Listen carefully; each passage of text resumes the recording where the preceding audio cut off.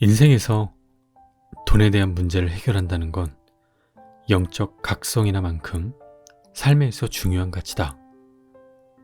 방치하거나 무시하면 현실의 돈 역시 나를 무시하거나 방치하기 때문이다.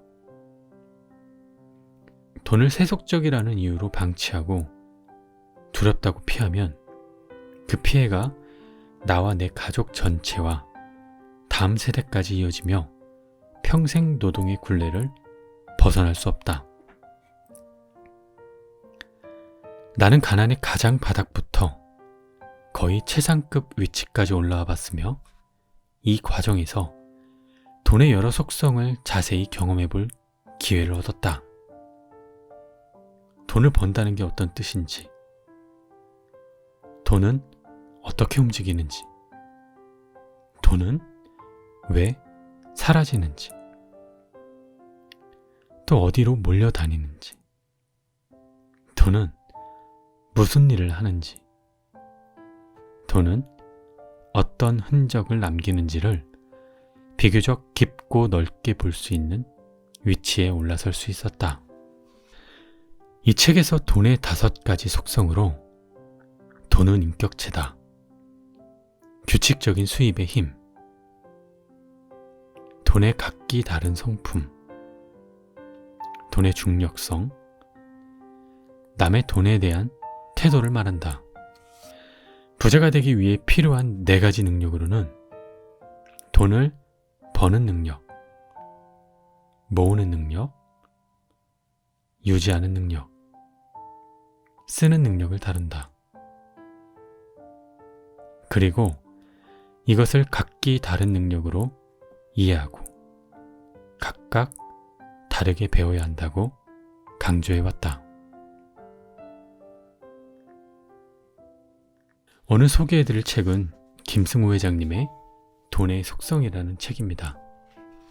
개개인의 돈에 대한 생각이 있을 텐데 경제적인 자유를 누린 상태에서 돈을 바라보는 생각들, 돈을 바라보는 의견, 궁금해서 이 책을 읽어보게 되었고 돈에 대한 철칙들이 있었지만 그 무엇보다 투자 관점에서 이 회장님처럼 철저한 원칙이 있어야 되겠다. 그런 생각이 많이 들었습니다. 여러 가지 분야가 있겠죠. 부동산이든 주식이든 또는 사업이든 거기에 나의 철칙이나 원칙이 없게 되면 부자가 되는 데에 많은 걸림돌이 될 수 있겠다 라는 생각을 하기도 했습니다. 이 책을 들으시는 구독자 여러분들도 21년 시작하는 1월 내가 생각하는 돈의 속성은 어땠는지, 김승호 회장님이 말하는 돈의 속성은 어떠한지 그런 것들을 고민해보면서 돈에 대해서 한번 생각해보는 시간이 되셨으면 좋겠습니다.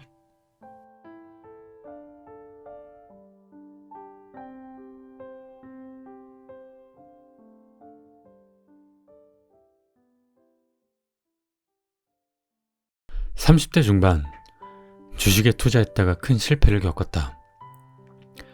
과거의 주식 정보를 바탕으로 가장 좋은 거래 패턴을 찾아내 투자하는 프로그램 매매까지 손을 댔었다. 당신은 이 방법이 가장 빨리 가난을 해결해 줄 거라 믿었다. 나 스스로 일반인보다 똑똑하고 대담하다고 생각했다. 돌이켜보면 그건 투자가 아닌 투기였다. 얼마나 어리석은 행동이었는지 부끄럽게 그지없다. 당시 투자자로서 내 수준은 유치원도 못 들어간 유아 수준이었다. 하지만 스스로 대학원생 정도라 생각했으니 잘 될 턱이 없었다. 과거 데이터를 놓고 미래 예측을 내놓는 책과 강연이 많다. 그럴 때면 과거의 내가 생각이 나서 안타까운 마음뿐이다. 그들의 현재 재산과 미래 재산 상태를 짐작하면 정말 그렇다. 나는 전 재산을 날렸고 다시는 그곳에 얼씬거리지 않았다. 다시 주식을 시작한 건 5년 전쯤이다. 지난 5년간 꽤 많은 주식을 매입했으나 거의 팔아본 적이 없다. 혹 누군가 주식 투자를 하는지 물으면 하지 않는다고 말한다. 주식을 사고 파는 일로 돈을 버는 일반적인 주식 투자는 하지 않기 때문이다. 자산이 생기면 내가 하는 일은 두 가지다. 내 회사를 더 키우는 데 사용하거나 또 다른 자산을 만들 만한 곳에 보낸다. 최근 몇 년 동안 내 회사에 더 이상 자본이 들어갈 일이 사라지면서 내 잉여 자본은 투자처를 찾아야 하는 상황이 되었다. 나는 사업가이자 경영자로 한평생을 살았다. 그럼에도 나보다 월등하게 뛰어난 경영자나 사업체가 많아 어느 땐 내가 어린아이처럼 느껴질 정도다. 내가 엄두도 못 낼 시장에 더 좋은 사업을 하는 회사나 경영자가 너무나 많다. 다행히 이런 회사는 상당수 상장돼 있다. 상장돼 있다는 건 누구나 원하는 만큼 그 회사를 살 수 있다는 뜻이다.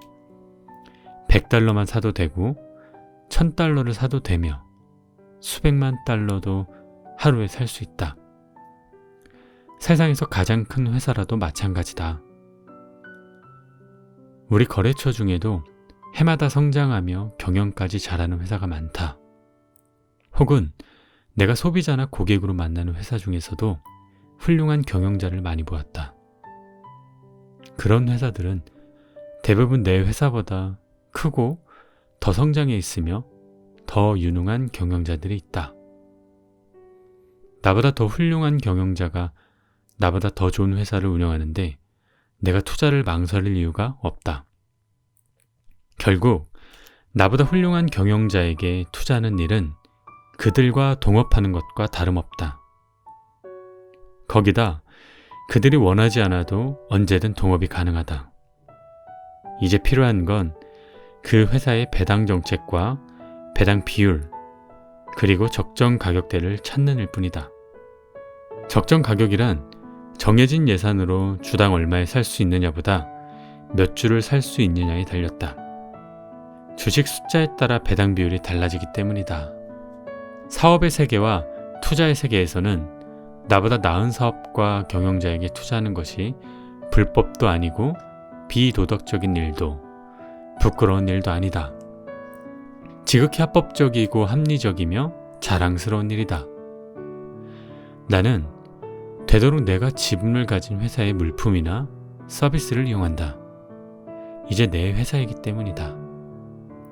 마이크로소프트 컴퓨터로 아마존에서 나이키 신발을 사고 체이스 뱅크에서 받은 비자 카드로 결제하고 애플 전화기로 우버를 불러 공항에 가서 델타 항공을 타고 집으로 가다 중간에 코스트코에 들러 코카콜라 한 박스를 사와 삼성 냉장고에 넣어놓고 나면 자급자족하는 느낌이다.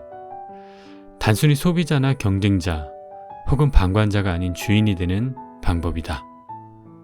배당일이나 기다리며 주가가 떨어지면 나의 좋은 회사를 더 싸게 살 수 있다는 간사한 마음조차 든다.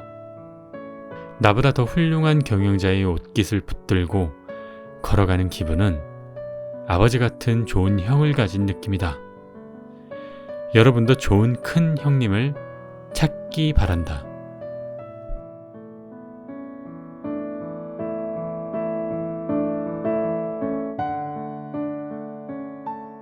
투자는 미래에 대한 관점을 따른다. 그 관점의 핵심은 리스크를 어떻게 관리할 것인가에 있다. 우리는 어떤 자산이나 어떤 주식이 오를지 어느 정도 예측할 수 있다. 그러나 그 예측이 맞아도 리스크는 여전히 존재한다.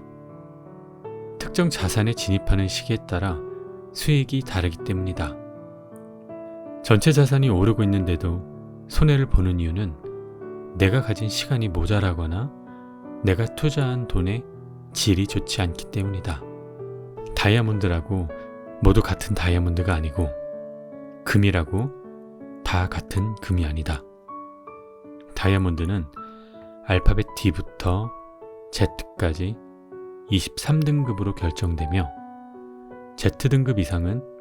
펜시컬러 다이아몬드로 또다시 분류돼 그 가격도 천차만별이다. 마찬가지로 금 역시 순도에 따라 같은 무게라도 그 가치와 가격이 다르다. 내 돈도 투자 기간을 오래 견딜 수 있는 돈인가 하면 1년도 못 버티는 약한 체력을 가진 돈도 있다. 불과 몇 달 만에 다시 빼야 하는 품질 낮은 돈도 있다. 때문에 좋은 방향으로 예측을 잘해도 수익을 내지 못하는 사람이 많다. 투자 시장에서 장기적인 성공을 거두려면 리스크를 이해하고 내 자금 상태를 파악해 이길 수 있는 리스크와 상대해야 한다. 흔히 리스크가 크면 손실이나 이익도 크고 리스크가 작으면 손실이나 이익도 적다고 이해하는데 이건 수학의 가장 기초적인 공식, 덧셈이나 곱셈을 이해하는 것과 같다. 수학에도 곱하면 오히려 작아지는 답이 있듯 리스크도 복잡한 여러 경우의 수가 있다. 리스크가 증가하면 이익에 대한 불확실성도 증가하고 손실 가능성도 증가한다는 의미다. 보통 변동성이 큰 시장이 리스크가 크다고 생각하지만 변동성에 따라 기대 수익이 달라지는 경우는 거의 없다. 사실 리스크가 크다고 알려진 것 자체가 리스크를 줄여놓은 상태라는 걸 알아차리는 사람이 별로 없다. 흔히 주식시장에서는 돈을 버는 화랑기에는 리스크가 없는 것처럼 보이고 주가 폭락기에는 리스크가 큰 폭으로 증가한 것으로 생각한다. 폭락장에서 얼마나 깊고 오래 손해가 발생할지 모르니 그 리스크가 너무 커 보여 아무도 주식을 사지 않아 급락한 것이다. 사실은 그 시기가 리스크가 가장 줄어있는 때다. 상승장처럼 아무도 리스크를 겁내지 않을 때가 리스크가 가장 큰 경우도 있다. 오히려 리스크가 사라진 것처럼 보이는 상승장이 가장 리스크가 크다. 거품이 생기는 유일한 지점이기 때문이다. 따라서 리스크를 정확히 꿰뚫어 볼 수 있는 눈을 가져야 한다. 워렌 버핏의 유명한 말이 있다. 남들이 욕심낼 때 두려워하고 남들이 두려워할 때 욕심을 내야 한다. 워렌 버핏은 모두가 두려워하는 지점을 리스크가 줄어든 상태로 본 것이다. 결국 나쁜 상황은 나쁜 상태가 아니다. 오히려 할인된 가격에 자산 구매 기회를 주니 리스크가 줄어든 시점이 된다. 리스크가 무서워 아무도 매입하지 않는 순간이 리스크가 가장 적은 순간이 되는 것이다. 역설적이지만 비행기가 가장 안전한 때는 비행기 사고가 나고 일주일이 지났을 때다. 모든 항공사가 정비점검을 더욱 철저히 하는 시점이기 때문이다. 리스크의 특성 중 하나는 과거 사례가 미래에 영향을 주지 않는다는 점이다. 패턴을 찾는 사람들은 새로운 미래, 아직 일어나지 않은 상황을 고려하지 않는다. 새로운 일이 벌어지면 이 상황을 과거의 일과 묶어 다시 해석할 뿐이다. 그러나 언제나 세상에는 역사에 없던 최악의 상황이 일어난다. 그리고 투자 세계에서 이를 대비하지 않은 사람은 사라지게 되어 있다. 또한 리스크는 정기적인 모습을 가진 채 비정기적으로 나타난다. 평균 10년에 한 번, 평균 30% 하락과 같은 용어는 리스크를 이해하는 데 가장 방해가 되는 데이터다. 평균이라는 말처럼 실속 없는 것이 없다. 때때로 평균은 아무 의미가 없거나 사실을 왜곡하고 있기 때문이다. 그래서 리스크를 이해한다는 건 패턴과 분석에 의한 가정이 아니라 리스크에 대한 철학적 접근이라고 보는 것이 더 합리적이다. 욕심은 리스크를 낳는다. 이 욕심이 대중에게 옮겨 붙으면 낙관이라는 거품이 만들어진다. 거품은 폭락을 낳는다. 그러나 자포자기하고 두려움에 떠는 시기가 오면 봄이 오고 해가 뜬다. 이건 굳이 통계나 분석으로 증명하지 않아도 인문학적인 지식으로 알 수 있다. 모든 욕심의 끝은 몰락을 품고 있다. 그리고 모든 절망은 희망을 품고 있음을 기억해야 한다.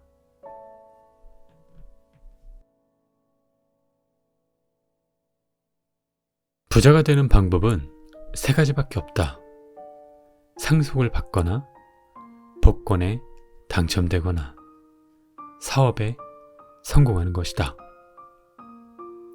부모가 부자가 아니라면 이 중에 가장 쉬운 것이 사업에 성공하는 것이다.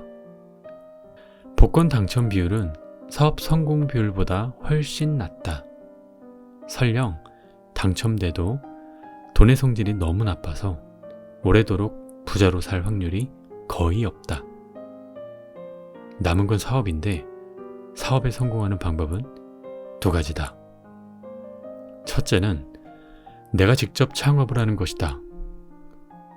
창업은 피를 짜고 뼈를 깎아내는 고통을 참을 용기로 모든 것을 걸고 죽기 살기로 해야 겨우 성공할 수 있다. 성공 이후에도 이를 지키기 위해 한순간도 방심하면 안 된다. 아이디어를 찾아 회사를 설립하고 자본을 구하고 노동과 관리를 병행해야 한다. 소비자에게 인정받기란 결코 쉬운 일이 아니다. 물론 성공을 제대로 하면 내 인생에 나를 완벽하게 선물로 줄 수 있다. 평생 자기 결정권을 유지하며 내가 하고 싶은 것을 할 수 있는 자유와 내가 하고 싶지 않은 것을 하지 않을 자유를 갖는다. 둘째는 남의 성공에 올라타는 것이다. 이기는 편이 내 편이다. 선두에 선 말을 타고 가다가 뒤쪽에 있던 말이 앞서가면 재빨리 바꿔 타고 달려도 아무도 비난하지 않는다. 이 방법은 직접 창업하는 방법보다 더 안전하다. 어려서부터 시작할 수 있고 직장에 다니면서도 충분히 할 수 있다. 이미 한 분야에서 1등 기업으로 경영을 잘하고 있는 회사들이 있다. 그들은 회사의 가치를 수백만, 수천만 조각으로 나눠 그 조각 한 개를 주식이라 부르고 그 주식을 아무나 사고 팔 수 있도록 만들어놨다. 이 조각은 한 장씩도 팔고 1년 내내 언제든 구매할 수 있다. 은행이나 증권사에 방문하면 그 자리에서 바로 살 수 있는 계좌를 만들 수 있고 인터넷이나 앱으로도 가입 가능하다. 그 회사의 주식을 사기 위해 회사를 찾아가거나 연락할 필요도 없다. 금융사들이 대부분 이 거래를 대행하고 있기 때문이다.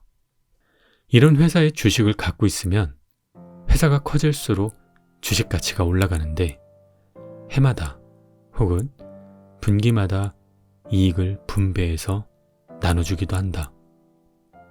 잘 나가는 기업, 능력이 좋은 경영자를 찾아 그 회사의 주식을 사서 모으는 일은 직접 경영하는 것보다 훨씬 쉽다.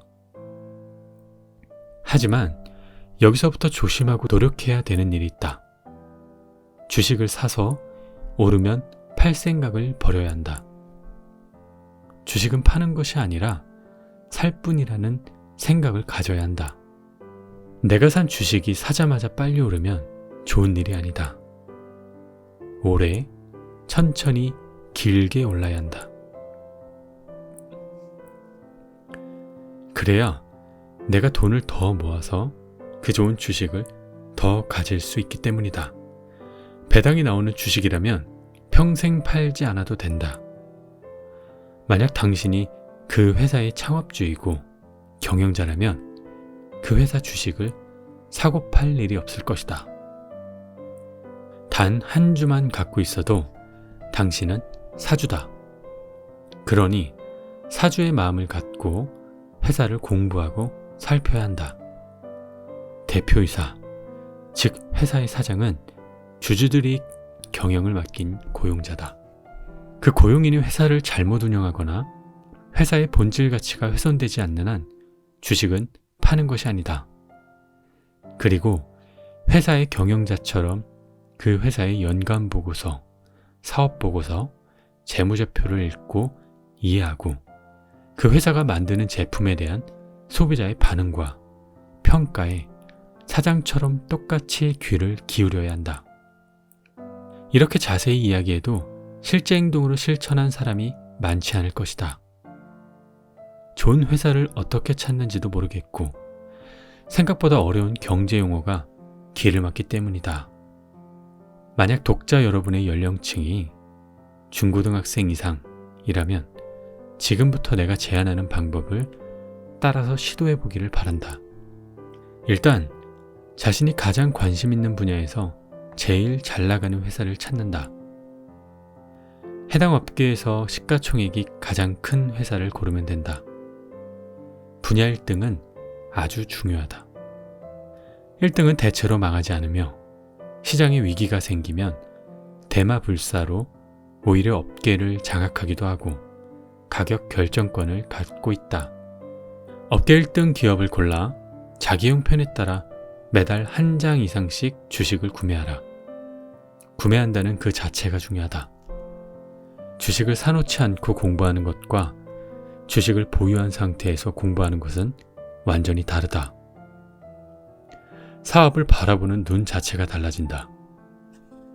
일단 한 주라도 가지면 해당 기업 관련 뉴스나 업계 정보가 눈에 들어오고 경제 용어가 저절로 이해된다. 그렇게 1년간 꾸준히 모으기 바란다. 주식이 떨어져도 괜찮다. 떨어지면 싼 가격에 더 살 수 있는 것이고 올라가면 오르는 대로 좋다. 걱정할 것은 오히려 너무 빨리 오르는 것이다. 반복해서 이야기하지만 가장 빨리 부자가 되는 방법은 천천히 부자가 되는 것이다. 결과적으로 빨리 부자가 되려고 마음먹은 사람은 주변에 다른 사람만 부자가 되게 도울 뿐이다. 이렇게 5년, 10년 꾸준히 주식을 모으다 보면 점차 여러분도 사업가가 될 것이다. 그 회사의 주주총회도 가서 대표 직원의 사업 보고도 받고 그 회사의 로고가 박힌 수건도 하나 얻어온다. 내 회사이니 그 회사에서 나오는 제품도 사용하고 주변에 소개도 한다. 제품 하나하나 팔릴 때마다 그중 몇백만 분의 1은 내 것이라는 마음으로 회사를 살펴라. 당신이 사주이기 때문이다. 주주는 사주다. 그렇게 기업가 마음을 가지면 업계 전체를 바라보는 눈이 생기고 산업을 이해하게 되고 국가 경제 및 국가 간의 이해 충돌 그리고 금융시장 전체에도 관심을 갖게 된다. 또한 이는 정치와도 연결되어 있으니 당신의 철학과 사업의 이해관계를 대변하는 정당을 골라 투표를 함으로써 사회 참여가 가능해진다. 일찍 시작할수록 더 좋다. 만약 10대나 20대부터 이렇게 산업을 보는 눈을 키워가면서 직장 생활 중에도 끊임없이 투자를 이어간다면 40세 정도면 자본이 근로소득을 앞서는 날이 올 것이다. 동료들은 그때부터 꺾이겠지만 당신은 자유를 얻은 부자가 되어 있을 것이다. 젊은 시절의 나에게 이렇게 이야기해주는 사람이 얼마나 필요했는가를 되돌아보면 아찔하다. 그러니 당신은 오늘부터 당장 좋은 회사의 주식을 하나 사서 시작하기 바란다.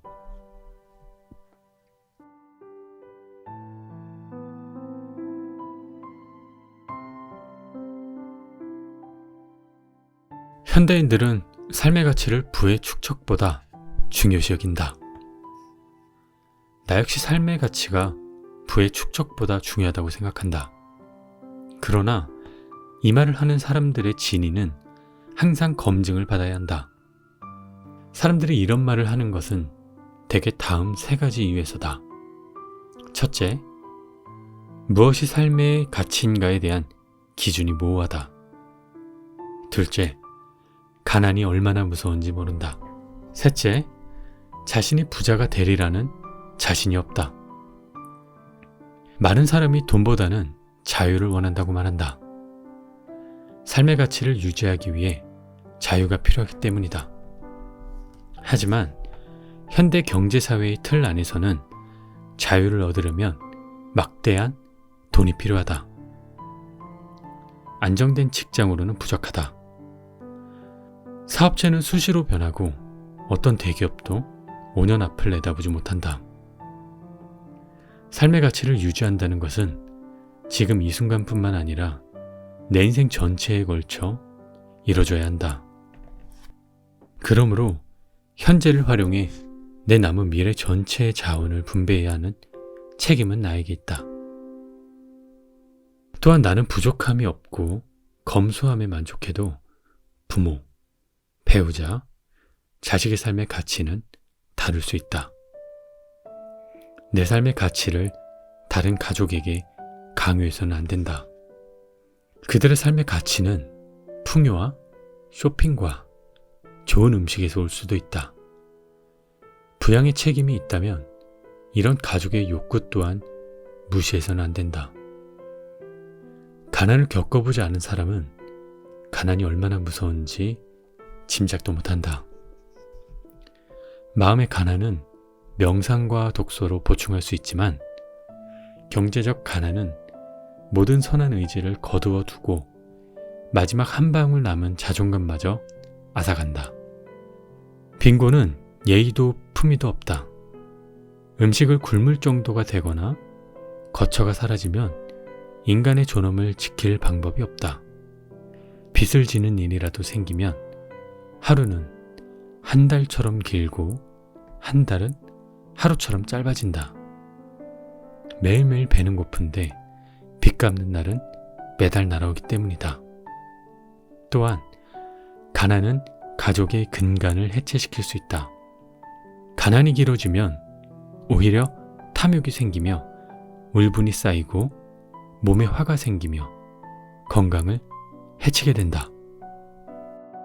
삶이 어려워진 사람은 마음의 여유와 평정을 유지하기 힘들다.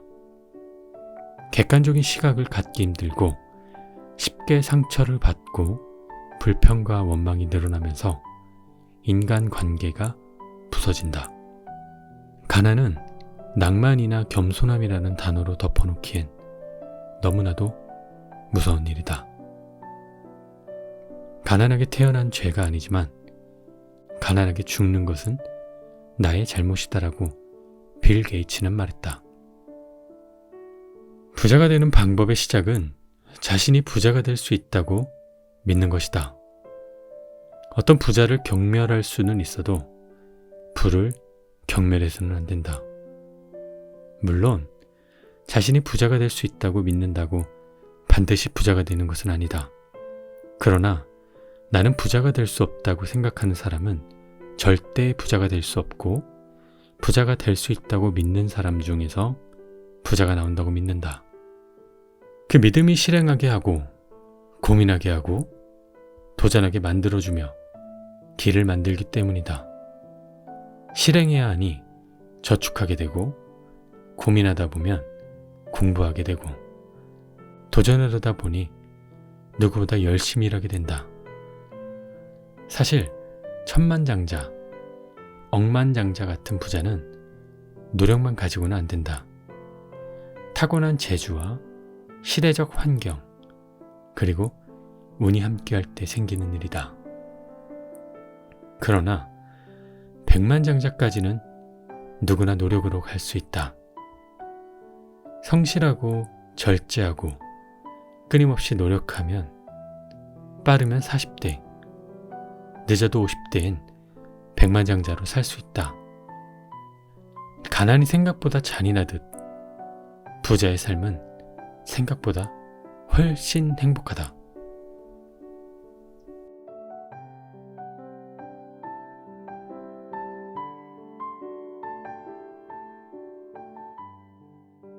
김승호의 투자 원칙과 기준. 빨리 돈을 버는 모든 일을 멀리한다. 생명에 해를 입히는 모든 일에 투자하지 않는다. 투자를 하지 않는 일을 하지 않는다. 시간으로 돈을 벌고 돈을 벌어 시간을 산다. 쫓아가지 않는다. 위험에 투자하고 가치를 따라가고 탐욕으로부터 도망간다.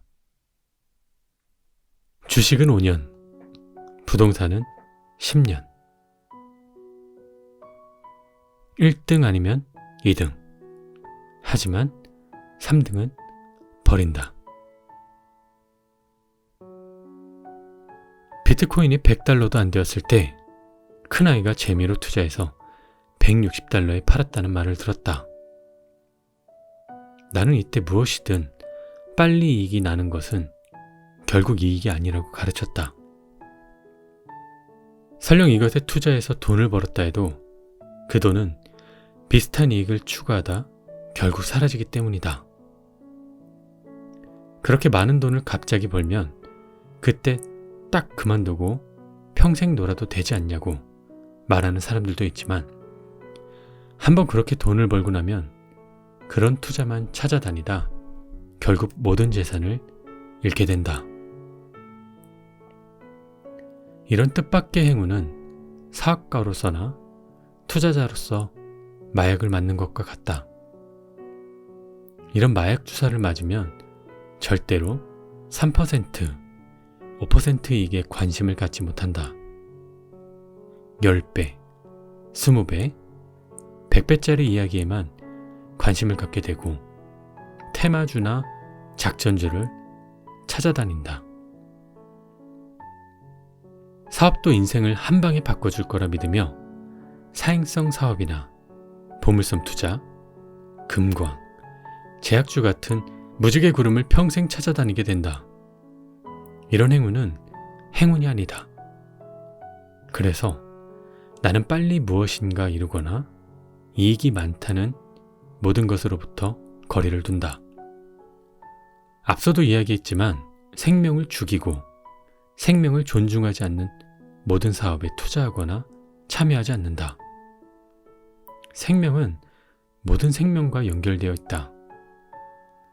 생명을 함부로 하고 자연을 존중하지 않으면 자연도 다른 생명도 나를 존중하지 않을 것이고 행운은 떠나고 건강과 사람도 떠난다. 투자를 하지 않는 것은 가장 나쁜 투자다. 자산은 무엇인가 항상 투자를 하고 있어야 한다. 물론 투자를 위해 대기하는 자본도 투자다. 그러나 아무 계획도 없고 아무 욕망도 없는 자산은 죽는다. 나는 이만하면 괜찮아. 이 정도 햇빛이면 나는 충분해. 하고 말하는 나무는 없다. 주변 나무가 자라면서 해를 가리면 내 나무의 열매도 떨어지고 나무도 죽기 때문이다. 그래서 가장 나쁜 투자는 아무것도 하지 않는 투자다. 내가 돈을 버는 이유는 시간을 사기 위해서다. 나는 내 자산으로 나의 인생을 나에게 선물한 사람이다. 내가 무엇을 하든 하지 않든 모두 내 자유다. 모든 시간을 나를 위해 쓸 수 있으니 무엇이든 공부할 수 있고 필요한 모든 것을 구할 수 있다. 주변의 정보를 확인하고 의견을 구할 수 있는 최고의 전문가들을 고용할 수 있는 힘이 생긴다. 자본이 생길수록 투자 대상의 정보의 양과 질이 달라진다. 더 좋은 자산 투자 구조들이 생겨난다. 돈을 벌어 시간을 샀더니 시간이 나를 공부시키고 전문가를 만나게 하고 더 좋은 정보를 얻을 수 있게 해준다. 이 선순환은 계속 돌아갈 수 있다. 나는 부동산을 사든 주식을 사든 절대로 따라가지 않는다. 매물에 어떤 호재가 있다 해도 내가 계산한 내 가격대로 제시하고 기다린다. 내가 정한 가격이 내 자본의 크기와 인대익률에 기준할 뿐 상대가 부르는 가격은 전혀 중요하지 않다. 내가 제시하는 가격에 모욕을 느끼는 셀러도 있지만 내가 그 가격에 사면 그 모욕을 내가 당하게 된다. 아님 말고 정신이다. 주식도 내가 원하는 가격에 다다르면 지정가로 산다. 굳이 쫓아가서 매달리지 않는다. 배당률을 확인하고 적정 가격을 산정하고 한 달이고 두 달이고 1년이고 기다린다. 매번 시장에서 이익을 남길 필요는 없다. 다른 사람의 이익을 나의 손실로 생각하지 않는다. 다음 매물에서 이익을 남겨도 되기 때문이다. 흥정이 오지 않으면 흥정을 하지 않는다. 매정한 애인이다. 아님 말고다. 젊어서는 가끔 경매장에 가서 의자, 냉장고, 불도저, 심지어 말도 사온 적이 있다. 그때도 여전히 내가 원하는 가격을 정해놓고 그 가격을 넘어가면 냉정하게 돌아섰다. 200달러짜리 말을 사온 날도 있고 6만 달러짜리 불도저를 12,000달러에 사온 날도 있다. 아님 말고 정신으로 말이다. 나는 귀신이나 자연재해 같은 것에 대해 두려움은커녕 오히려 매력을 느낀다. 중학교에 입학하자마자 선배에게 들은 이야기가 있어 토요일 밤 12시에 학교 공동 화장실을 뒤지고 다닌 적이 있다. 빨간 종이나 파란 종이를 주는 귀신이 있는지 궁금했기 때문이다. 손전등 하나 들고 1반부터 10반 교실과 화장실을 다 열어봤지만 귀신은 없었다. 언젠가는 폭풍과 토네이도가 보고 싶어서 진지하게 따라가 볼까 하다가 아내의 만류로 그만두기로 했다. 지금도 활화산 터지는 모습과 알래스카 얼음벽이 무너지는 현장을 보고 싶은 마음이 강렬하다. 혼자 산속에서 야영을 하는 것도 무서워하지 않는다. 상상의 공포나 자연이 주는 공포를 느껴보고 싶지만 사실 이런 일은 나에게 그다지 공포심을 주지 않는 게 문제다. 오히려 주식 폭락이 귀신이나 폭풍보다 무섭다. 그런데 이런 불경기나 공황보다 더 무서운 것은 탐욕과 거품이다. 그래서 공포는 살살 따라다니고 탐욕이 오면 멀리 도망간다. 시장이 아무리 좋지 않아도 5년이면 회전한다. 정부도 바뀌고 산업도 바뀌기 때문이다. 부동산은 한 번 사면 파는 것이 아니라고 배웠다. 팔려는 생각이면 차라리 주식이 낫다. 그래서 10년은 가지고 있어 본다. 아직 어떤 것도 판 적이 없다. 지나고 보면 항상 팔지 않기를 잘했다는 생각이 든다. 나는 주식이든 부동산이든 평생 팔 필요가 없는 상품을 찾는다. 어떤 업종이든 그 업종에서 1등이 되면 가격 결정권을 가진다. 업계를 리딩하는 사람이 특권이다. 나는 부동산이든 주식이든 1등을 찾는다. 부동산을 살 때는 그 도시에서 가장 비싼 지역을 고르고 주식을 사면 해당 업계의 1등 주식을 산다. 펩시를 사느니 코카콜라를 사고 마스터카드보단 비자를 산다. 웰스파고보단 JP모건을 사지만 1등을 넘보는 2등도 주목한다. 월마트보단 코스트코와 같이 1등을 괴롭히는 2등에도 투자한다. 늙은 사자를 대신할 젊은 사자가 될 수 있기 때문이다.